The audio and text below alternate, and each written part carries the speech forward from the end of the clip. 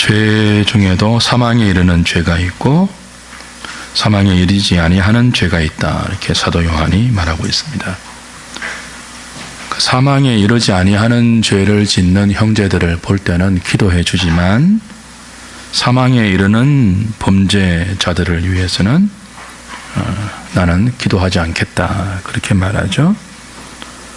그러면서 18절에 하나님께로부터 난 자는 다 범죄하지 아니한다. 그런데 이게 범죄는 사망에 이르는 죄를 의미해요. 앞에 문맥이어야 하면.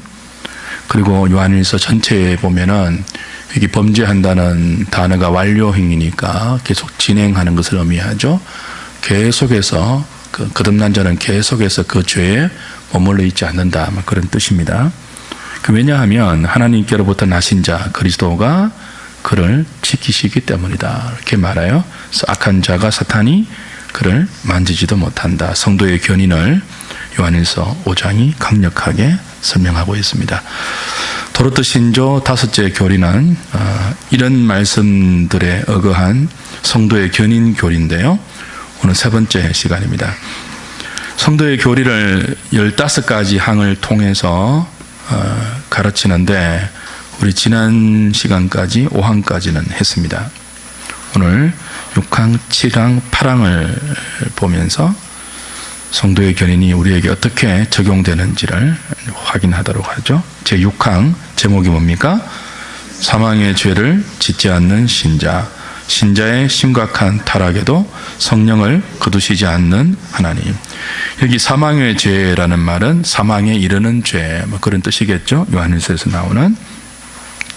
근데 신자는 죄를 짓기는 짓습니다. 우리 1항, 2항, 그리고 4항, 5항 계속 확인한 것처럼 신자들도 그 안에 죄성이 아직 남아있기 때문에 날마다 죄를 지을 수 있고 그것도 심각한 죄에 빠질 수 있다고 그랬죠. 그러나 신자의 죄는 어디까지 이르지 않는다고요? 사망에 이르는 죄로까지 연결이 안 돼요. 여러분 요한일서 강의할 때 기억나시는지 모르겠습니다.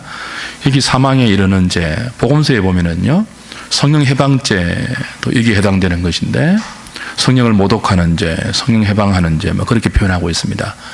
그것이 무엇이라고 우리가 정리했죠? 사망에 이르는 죄, 성령을 모독하고 성령을 거스르는 죄.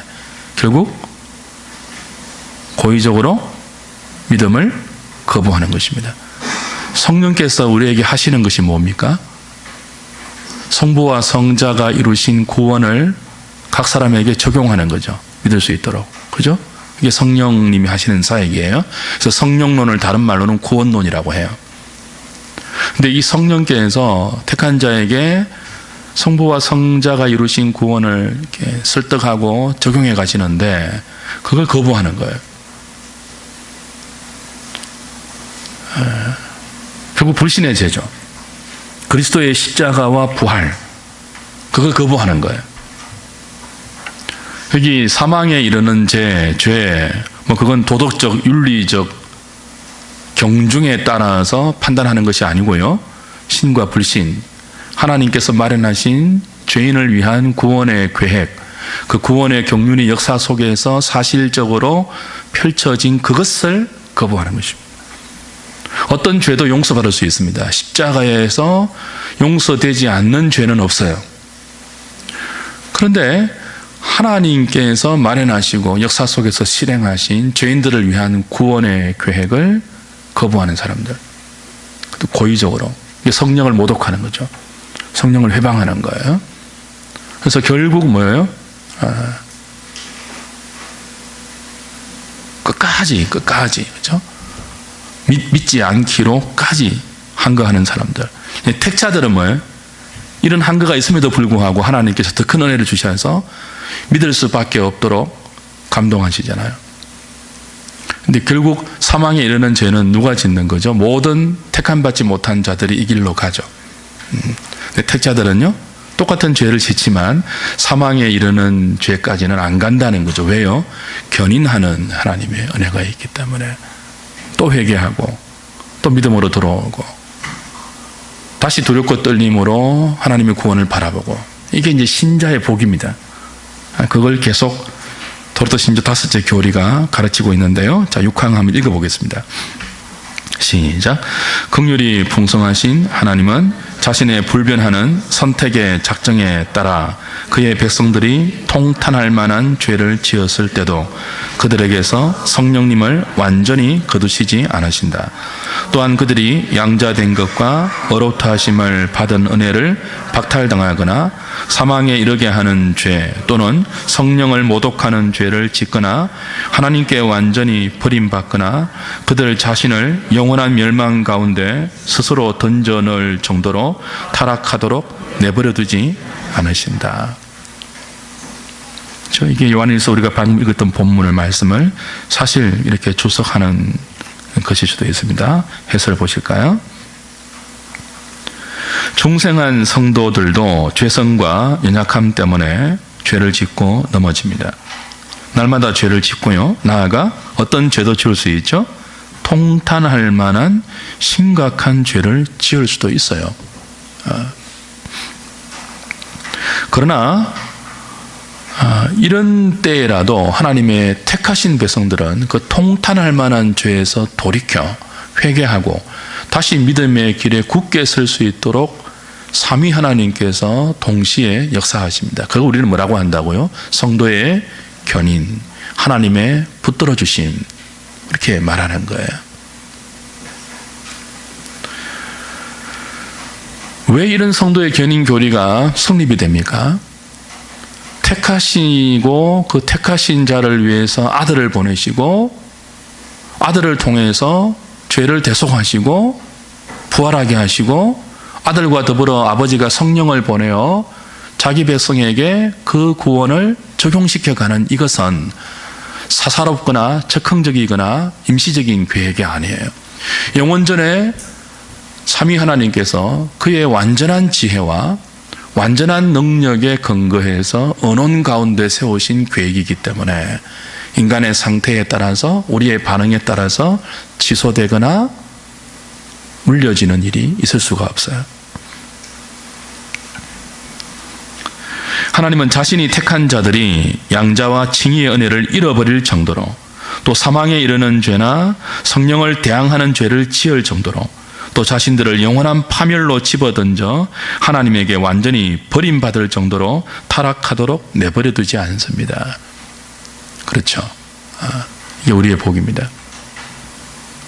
그러니까 어떤 낭망스러운 상황 속에서도 믿음을 잃어서 하나님을 부정하고 나 이때까지 헛것 믿어서 내가 이러려고 교회 다녀서 이런 반응이 나오지 않도록 그래서 자기 자신을 스스로 사망에 이르는 죄에 던져서 불신과 방탕의 나락에 완전히 던져버리는 그런 일이 있을 수 없도록 하나님께서 뭐 하신다는 거죠?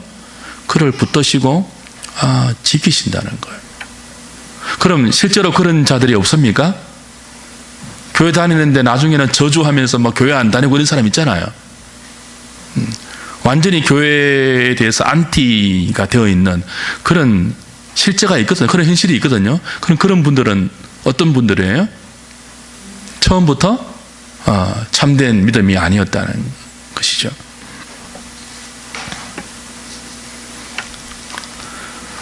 하나님은 택한 자들이 심각하게 타락하여도 그들에게서 무엇을 완전히 거두지 않고요, 성령을 완전히 거두시지 않고 성령을 통하여 어떻게 하게 하시죠?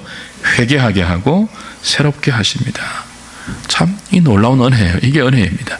이 은혜 없으면 버림받은 자나 택한 받은 자나 똑같아요. 똑같아요. 근데 이 은혜가 있기 때문에 우리는 뭐예요? 우리의 심각하고 참 통탄할 만한 그런 죄와 그런 죄성에도 불구하고 뭐죠? 더 큰 은혜에 이끌림 받아서 믿음의 자리로 매일 나가는 것이에요. 그래서 주의 백성들이 죄를 짓고 회개하지 않으면요, 고달픕니다. 양심도 힘들고요, 육신도 힘들고요, 환경도 힘들어져요. 회개하게 하시려고 간섭하는 거예요. 그 죄를 짓는데도 아무런 양심에 거리낌이 없고 마음이 오히려 더 담대해지고, 죄를 짓는데도 끝까지 건강하고, 죄를 짓는데도 끝까지 이렇게 환경이 편안하고 이런 사람들은요, 버림받을 사람일 가능성이 농후합니다. 하나님의 사람들은 절대로 그렇게 될 수가 없어요. 계속 그 범죄하는 자리에 자기 인생을 뭉개고 앉아서 그 죄를 즐기고 있는 그런 상황이 하나님 백성들에게 있을 수가 없어요. 왜냐하면 하나님께서 간섭하시니까요. 양심의 찔림을 주고 환경에 고난을 주어서 그렇게 사는 것이 정상적이지 않다는 것을 끊임없이 깨우치게 하십니다. 그래서 신자들의 삶이 고달프지 않습니까? 힘들어요. 왜요? 거룩을 향하여 자꾸 죄에서 멀어지도록 스스로 깨닫게 하시거든요. 이게 기계적인 게 아니고, 와, 내가 죄를 즐기고 죄에서 이렇게 벗어나지 않고 하나님의 거룩한 말씀으로 가까이 가지 않으니까 인생이 이렇게 힘들구나 하는 것들을 스스로 절감하게 만들고요. 스스로 그 죄에서부터 멀어지게 만드시는 게 성령님의 사역이에요. 그래서 그렇게 신자들이 어려운 인생을 걷는 것입니다. 이런 복음은 굉장히 잘못된 거예요. 예수 믿으면 다 형통하다. 이 형통이라는 것이 창세기 39장 요셉의 그 일생에서 보면요, 옥에 갇혔는데 형통하대요. 하나님 말씀대로 그 비전을 보고 사는데 형들에 의해서 팔려가고 노예가 되지 않습니까? 그런데 형통하대요. 그 성경이 말하는 형통의 의미가 다르죠. 만사 형통하리라 하는 그 형통이 우리 뜻대로 되는 것을 의미하지 않고요, 하나님의 손에 붙들려 그 죄성이 있음에도 불구하고 사망에 이르는 죄에 우리 인생이 이렇게 도달하지 않도록 그렇게 간섭하시고, 그것만이 아니고 훨씬 더 거룩한 목적을 향하여 그 인생이 쓰임 받을 수 있도록 끝없이 재련하시고 연단하시고 만들어가는 그것이 하나님의 손에 붙들린 형통이죠. 하나님이 함께 하시더라 그랬거든요. 요셉이 하나님이 함께 하심으로 그의 범사가 형통하더라 그렇게 말하거든요. 그러니까 성도의 견인이 그런 형통으로 우리에게 적용되는 것입니다. 해설 두 번째 보실까요? 우리가 알다시피 베드로도 실패했죠. 가룟 유다도 예수님을 팔았습니다. 여기 누가 더 못됐을까요? 뭐 경중의 차이가 없습니다. 베드로나 유다나 똑같이 넘어지고 실패했습니다. 누가 더 악하다고 말할 게 없어요. 둘 다 악합니다. 근데 한 사람은 회개하죠. 닭 울음소리와 더불어 예수님이 자신을 바라보는 그 예수님의 시선과 눈이 마주치고 통에 자복하면서 회개하고 다시 하나님에 의해서 쓰임받습니다. 근데 한 사람은요, 후회하고는 자살로 목을 메어 인생을 끝냅니다. 왜 똑같은 실패와 똑같은 죄의 넘어짐을 경험하고 한 사람은 다시 쓰임받고 그래서 다시 사도의 길을 가고 한 사람은 후회하고 자살로 생을 마감할까요? 차이가 무엇일까요? 그 사람의 결단과 그 사람의 의지의 차이일까요? 아닙니다. 무슨 차이죠? 하나님의 손에 붙들려 있는가, 아니면 하나님이 붙드는 손을 놓아버리는가의 차이입니다.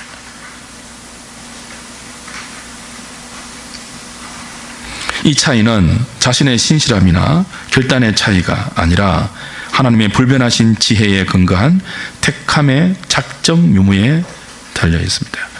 베드로도 하나님의 신실하신 보호하심이 없었다면 유다와 똑같이 극단적인 행동을 할 수밖에 없었을 것입니다. 학론파들은, 알미니안들이죠, 성도의 견인을 결단하고 회개하는 사람에게 원인을 찾습니다. 그러나 도르트 신조는 성도의 견인을 하나님께 원인으로 돌리죠. 자, 7항 보십시오. 제목이 뭐죠? 하나님께서 택하신 자들을 새롭게 하심으로 회개하게 하심. 자, 같이 읽어보겠습니다. 왜냐하면 먼저 하나님께서는 성도들이 타락했을 때도 중생하게 한 자신의 썩지 않는 씨가 소멸되거나 제거되지 않도록 성도들 안에 보존하시기 때문이다. 두 번째로 하나님께서는 자신의 말씀과 성령으로 확실히 그리고 효과적으로 그들을 새롭게 하심으로 그들이 회개하게 하셔서 그들이 지은 죄들을 진심 어린 마음으로 경건하게 슬퍼하게 하시기 때문이다. 또한 믿음과 상한 심령으로 중보자의 피 안에서 죄 용서를 구하고 받게 하시며 화목하게 하신 하나님의 은혜를 다시 누리게 하시고 믿음으로 하나님의 자비를 찬송하게 하시며 그때부터 더욱 두렵고 떨림으로 그들의 구원을 이루어가게 하시기 때문이다. 성도를 붙드는 것은 자신의 신실함이 아니라는 거죠. 성도가 구원에서 안전하게 보호되는 것은 자신의 결단이나 자신의 신실한 믿음이 원인이 아니라 하나님께서 썩지 아니하는 중생의 씨, 그것을 여전히 우리에게 제거하지 아니하시고 그 말씀의 씨앗을 교회를 통하여 끊임없이 공급하셔서 범죄할 때는 회개하게 하시고 다시 믿음이 굳게 서게 하시고 다시 표대를 향하여 달려갈 수 있도록 그 씨를 통해서 계속 역사하는 하나님의 신실하심에 본인이 있다는 것입니다. 자, 해설 첫 번째 보십시오. 성도들이 양자와 칭의의 은혜에서 지켜지는 이유는 자신의 결단과 회개 이전에 무엇 때문입니까? 썩지 않는 하나님의 씨가 성도들 안에서 소멸되거나 제거되지 않도록 보존하시기 때문입니다. 베드로전서 1장 23절에 너희가 거듭난 것이 뭐라고 했죠? 썩어질 씨가 아니고 항상 있고 살아있는 하나님의 말씀, 곧 썩지 않는 씨로 말미암음이라 그랬죠. 자, 다시 확인합시다.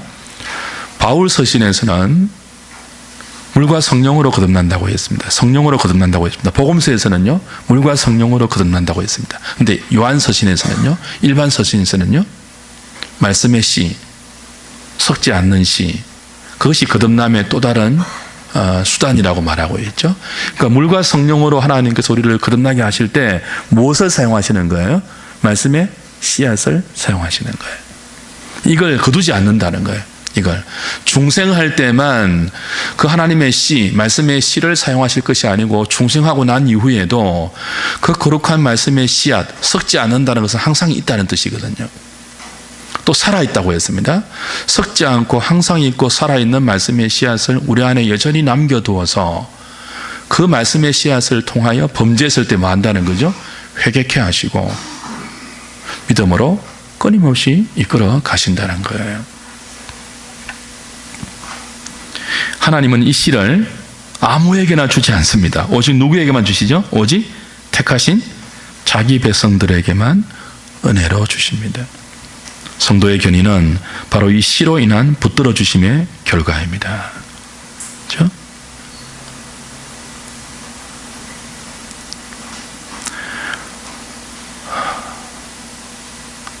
두 번째 보십시오.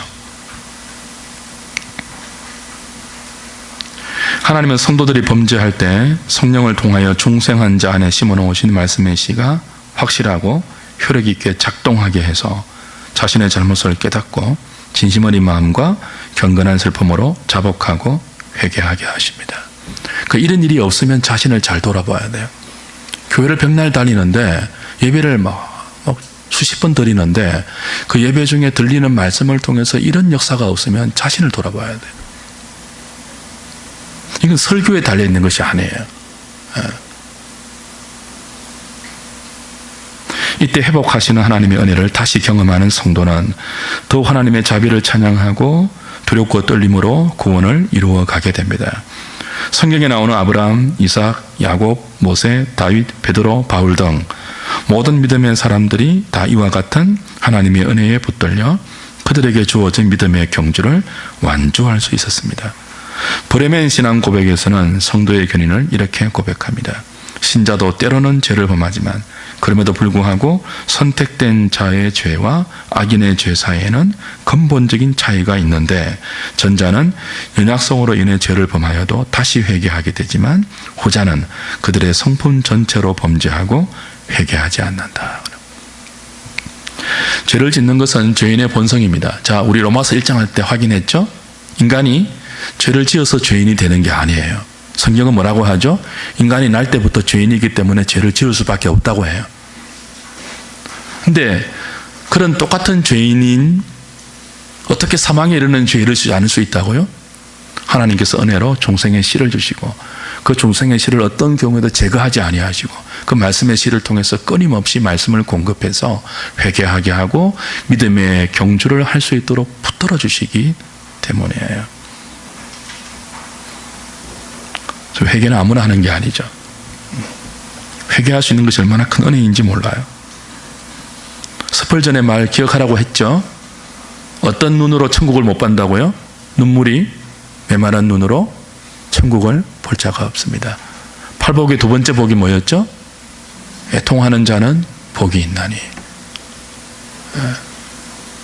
애통하지 않는 사람은 복 있는 사람이 아니에요. 자기 안에 있는 죄 때문에 애통하고, 교회의 연약 때문에 애통하고, 세상에 관영한 죄 때문에 애통하고. 그걸 누가 할 수 있다고요? 말씀의 씨앗이 심령 안에 보존되어 있는 사람.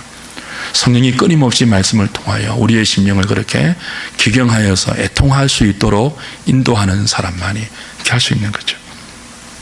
3번 보십시오.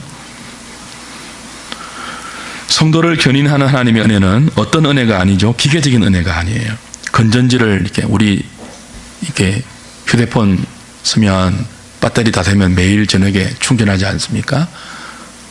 충전은 기계적이잖아요. 이렇게 견인의 은혜는 그렇게 기계적으로 이렇게 하나님께서 성령을 통해서 어떤 주입하는 그런 방식이 아니고 철저하게 인격적인 과정을 통해서 우리의 일생 전체에 적용됩니다. 하나님께서 자기 백성을 보존하고 지키시는 방법은 신비한 은혜를 단번에 주입하는 방식이 아니라 교회를 통해 허락되는 하나님의 말씀을 듣고 깨달아 자신의 범죄에 대해 깊은 슬픔과 통회하는 마음으로 회개하고 두렵고 떨림으로 자신의 남은 생애를 하나님 앞에서 살게 하는 방식입니다. 말씀, 특히 공적 모임을 통해 허락하시는 하나님의 말씀이 얼마나 중요한지 모릅니다. 교회 안에서 자신을 돌아보고 죄를 슬퍼하고 통회하고 회개하게 하는 말씀을 듣지 못한다면 그것만큼 비극적인 일이 없습니다. 개혁교회가 참된 교회의 표지를 말씀으로 두고 있는 이유도 여기에 있습니다.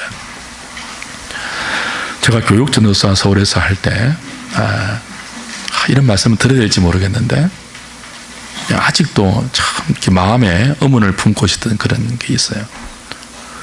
교육전도사 때 설교할 수 있는 시간이 별로 없지 않아요. 한 달에 한 번, 두 달에 한 번 정도. 제가 이제 설교를 이렇게 하면은 그때 담임 목사님이 여기 앉으셔가지고 다리를 딱 꼬고 듣는 거예요. 여러분 보시다시피 저는 예배 시간 절대로 다른 사람이 설교할 때 여기 있지 않아요. 저는 언제나 내려가서 말씀을 듣습니다. 저는 설교 시간에 한 번도 다리를 꼬아 본 적이 없어요.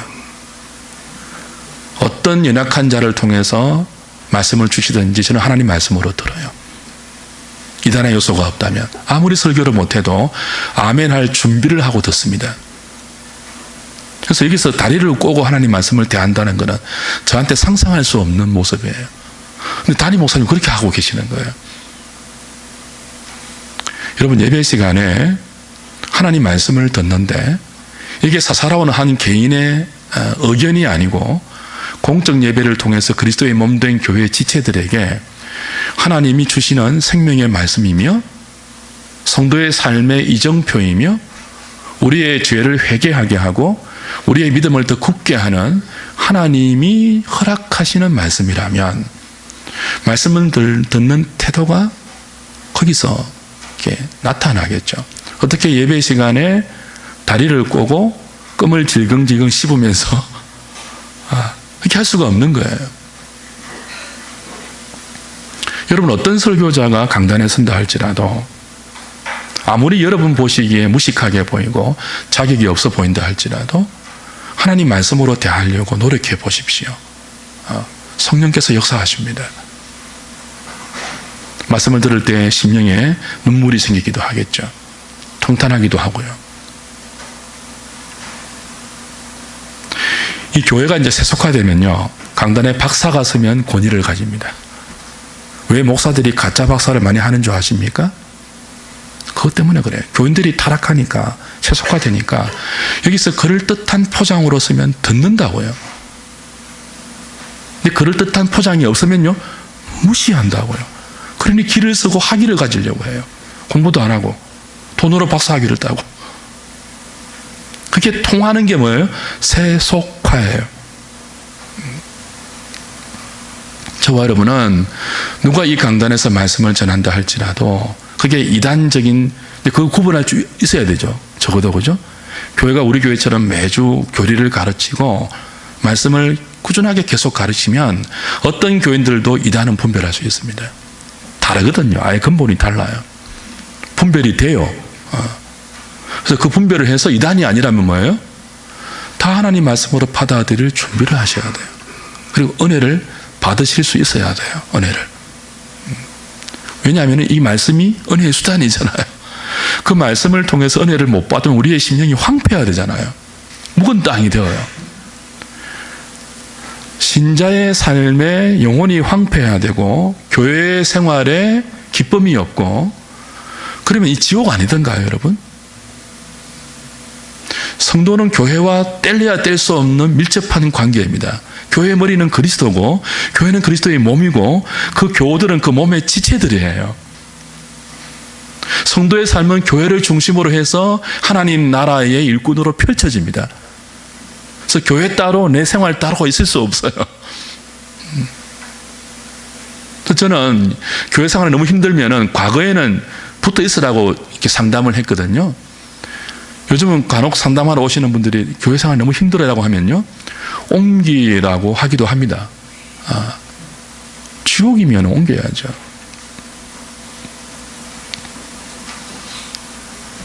그 교회 전체가 침몰하는 타이타닉 배처럼 진리에서 떠나 침몰하고 있는 중이라면 몸을 던져 도망쳐 나와야죠.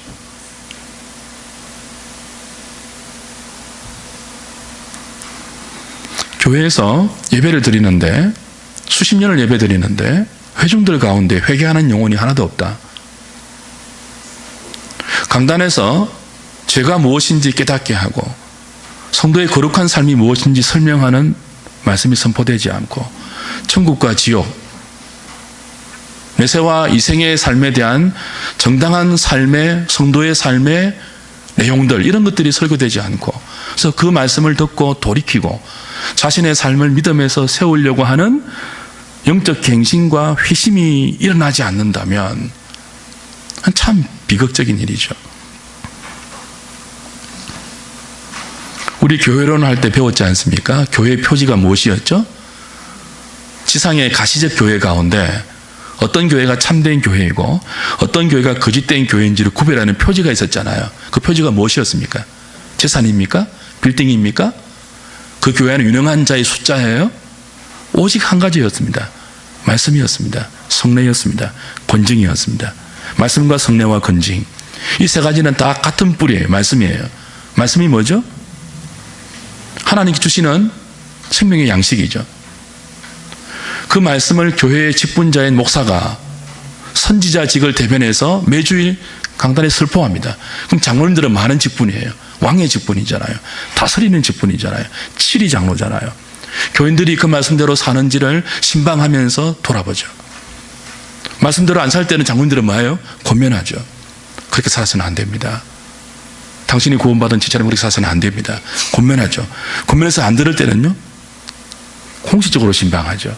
그래도 안 들을 때는요, 당회에서 건증으로 치리하죠.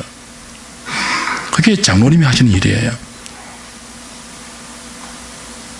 근데 교회에서 그런 것들을 통해서 각성이 일어나고 회개가 일어나고 회심이 일어나야 되는데 목사와 장로와 집사라는 이 삼중 직분을 통해서 그런 말씀의 역사들이 일어나지 않으면 우리 개혁교회는 그 교회는 뭐라고 본 거예요? 거짓교회라고 본 거예요.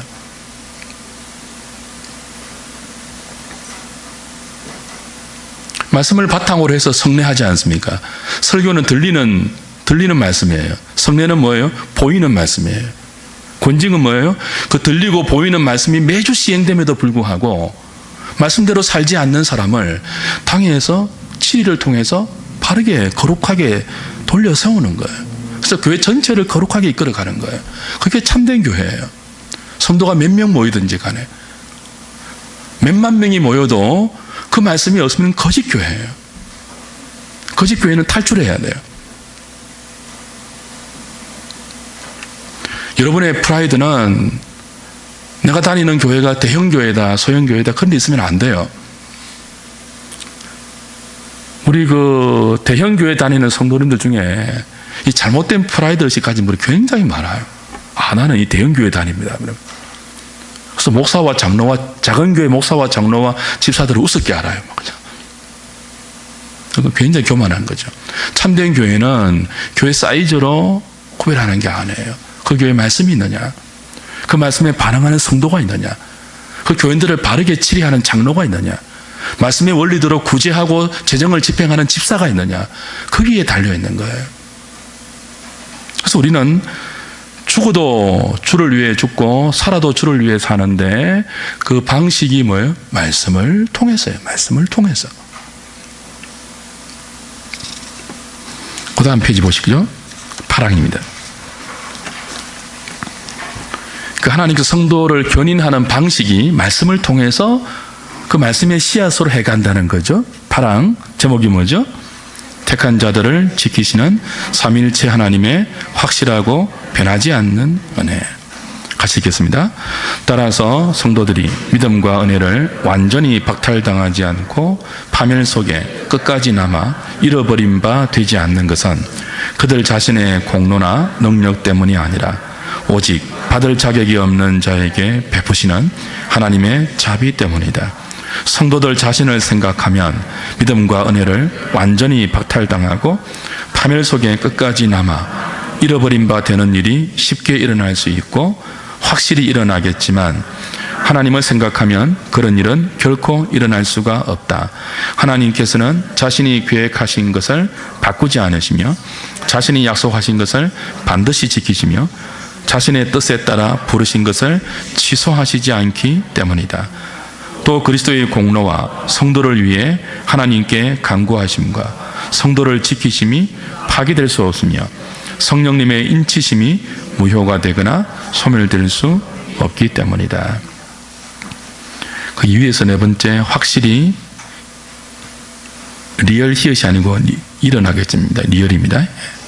못합니다. 자, 해설 보십시오. 8항의 해설입니다. 8항은 성도의 견인이 성도 자신의 공로나 능력이 아니라 오직 하나님의 값없는 은혜와 자비 때문임을 다시 강조합니다. 자기 자신의 능력과 공로로 보면 인생은 하나님의 믿음과 하나님 주신 믿음과 은혜에서 완전히 떨어지고 타락의 상태에서 결코 벗어날 수가 없습니다. 가룟 유다처럼 후회하면서 자기 자신을 망칠지언정 돌이켜 회개하지 못하는 존재가 인생입니다. 그러니까 우리 스스로는 회개할 수 없어요. 상하고 통회하는 마음을 자연인은 가질 수가 없어요. 그게 성령의 역사로 말미암았으면 가능한 것입니다. 그만큼 사람의 능력과 공로는 구원에 있어서 보잘것없습니다. 그게 전적 부패의 교리 아니었습니까? 죄를 이기고 죄에서 돌이키게 하는 큰 능력은 오직 하나님의 은혜밖에 없음을 잊지 말아야 합니다. 우리가 자주 상기하는 거 있었죠. 인간에게 죄를 지을 능력은 있지만 뭐예요? 죄를 처리할 능력은 없습니다. 우리에게는 죄를 지을 능력이 있어요. 가만히 있어도 죄를 짓습니다. 근데 그 지은 죄를 스스로 처리할 능력은 없어요. 조금도 없어요. 그래서 하나님이 해주셔야 돼요. 두 번째 보실까요? 같이 읽어보겠습니다. 시작. 하나님은 죄와 사망의 종로로 타던 자기 백성을 건져서 부르실 때 우리의 능력과 조건과 공로로 구원을 만들어 가라고 우리에게 우리의 운명을 맡겨놓지 않았습니다. 인생은 그 누구도 자신의 능력과 공로로 하나님의 의에 이를 수 없습니다. 구원에 이르지 못합니다. 하나님은 인생의 이런 연약함과 패역함을 아시기에 불변하시고 신실하시며 전능하며 영원한 사랑으로 자기 백성을 붙드시고 지키시어 구원에서 탈락되지 않고 보존되어 완성되기까지 이들을 은혜로 보호하십니다. 성도를 견인하는 하나님의 은혜를 알면 알수록 감사와 찬양을 주께 돌릴 수밖에 없습니다. 그렇죠? 그래서 이 하나님의 은혜를 아는 자는 절대로 자기를 자랑할 수 없죠.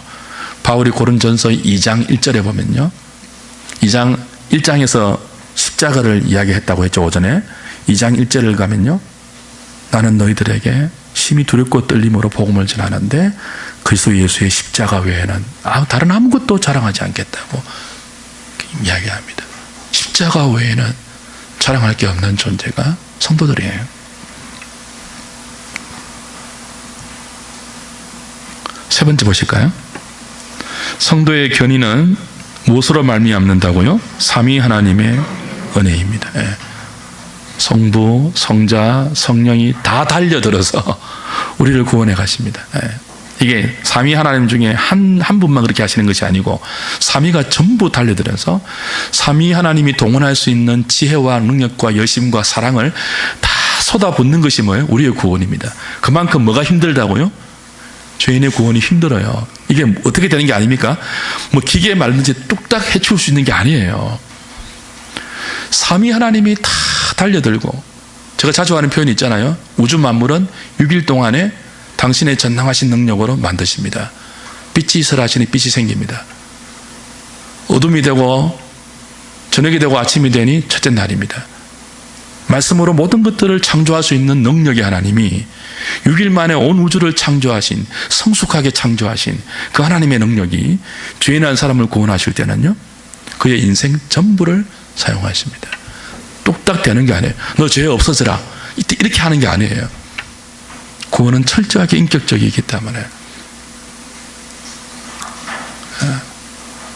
우리는 생각보다 악합니다. 우리의 생각과 우리의 경험과 그 어떤 것보다 우리는 훨씬 악한 존재입니다. 우리는 생각보다 비겁합니다. 우리는 생각보다 무능하고 어리석고 연약합니다. 우리가 생각하는 그 생각과 기준보다 훨씬 연약하고 비겁합니다. 발등에 불 떨어지면 자기 살 길 먼저 찾는 존재입니다. 우리 하나님 사랑한다고요? 이웃을 사랑한다고요? 아니요. 우린 끝까지 자기를 챙깁니다. 이런 우리를 구원하시는 것이 뚝딱으로 안 하십니다. 이런 자기를 뼈저리게 절감하게 하시고 뼈 사무친 죄에 대한 그 죄의 능력의 무시무시함을 이렇게 절감하게 하시고, 여러분 죄를 만만히 보지 마십시오. 죄는 우리를 넘어뜨릴 충분한 준비를 하고 우리에게 다가옵니다. 매력과 좋음과 화려함과 모든 아름다움을 다 준비해서 우리에게 다가온다고요. 우리는 죄보다 크지 않습니다. 저는 그런 선배 알고 있습니다. 창녀촌에 복음 전하러 갔는데 기둥서방이 된 선배 알고 있습니다. 우리 죄보다 약합니다. 이런 우리를 구원하시는 게 어떻게 된다고요? 삼위 하나님이 다 달려들어서 그분이 쏟아부을 수 있고 동원할 수 있는 모든 신적인 지혜와 능력과 열심과 자비로움과 은혜를 다 동원하셔서 만들어가고 이루어가는 게 죄인 한 사람의 구원입니다.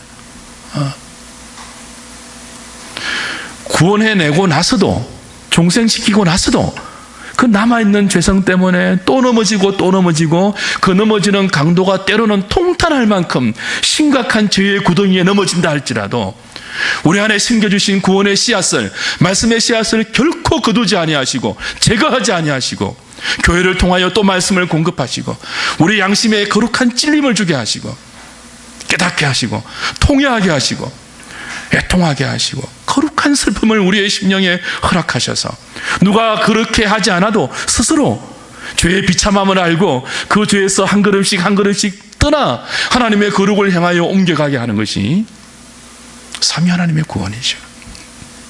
우리에게서 구원은 나지 않습니다. 우리와 의논하지 않습니다. 하나님이 하십니다. 오래 참고 기다리고 또 설득하고 또 가르치고, 하나님의 가슴이 새카맣게 멍이 들면서까지 우리에게 또 배신당하고 또 배신당하고 또 발등에 도끼로 찍히고,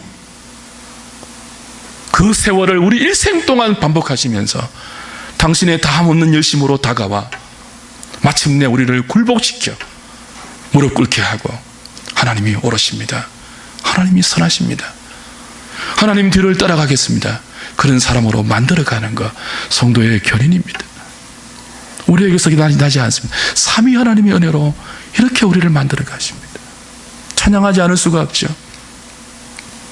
깊도다 하나님의 지혜여, 바울의 감탄이었습니다.